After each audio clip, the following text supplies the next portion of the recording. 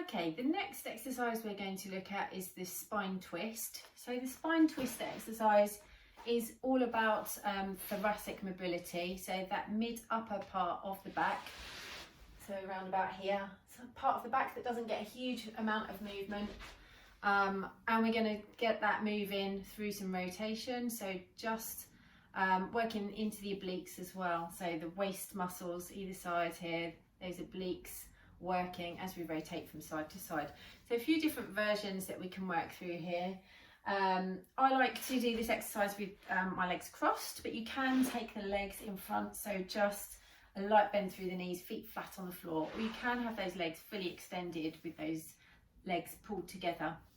So just working with the version that best works for you, or if you're really tight through the hip flexors, you can take this exercise into kneeling. My head's about to disappear, but you can come up to kneeling and you can work through the exercise in a kneeling position.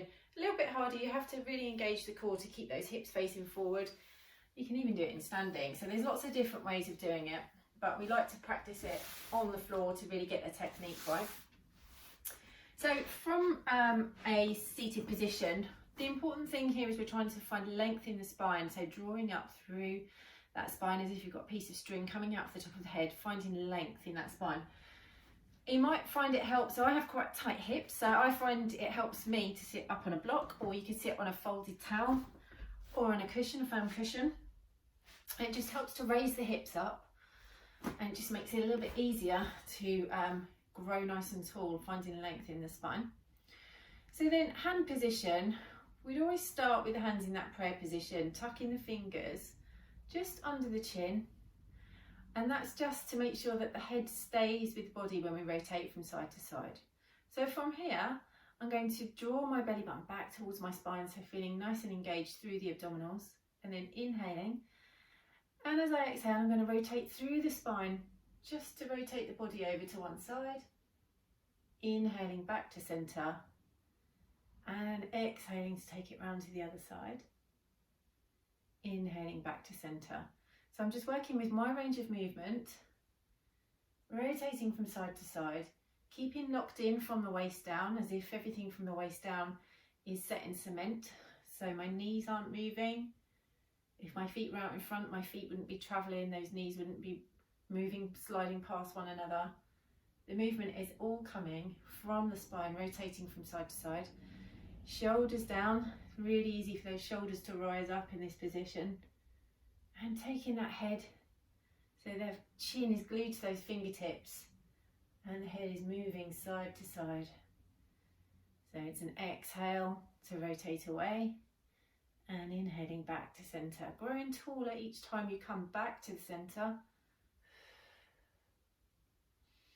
Lengthening up through that spine. Really nice exercise to get that upper back moving. And once you've got that nailed with the hands in prayer position, if you want to try some different arm positions, which just challenges the core a little bit more, you can take the hands over each shoulder, so one hand on each shoulder, and again rotating from side to side, just being sure to take that head with you, not whipping that head round and then pulling the body across, so taking the head with you. And then you can take the hands into that cactus position, so just cactus arms, which really works into those arm muscles, and again taking the head with the body as you rotate from side to side, so trying to keep those arms nice and still, as if you've got your head resting against the headrest in a car. So that would be another position you could try. You could try the Cossack position, so bringing those arms in front, one on top of the other, and again rotating from side to side. This one works into the shoulders a little bit more, so just a few variations to mix it up for you. Or you can take your arms fully extended, so with this one thinking about a broom handle resting across the top of your shoulders. And again, quite important with this one to just move the arms with the head. So it's quite easy to want to move the head and then move the arms. What we're trying to move is one unit here. And you can really feel this one working into those oblique muscles on the side. Exhaling away, inhaling back. Growing taller in between, keeping locked in from the waist down.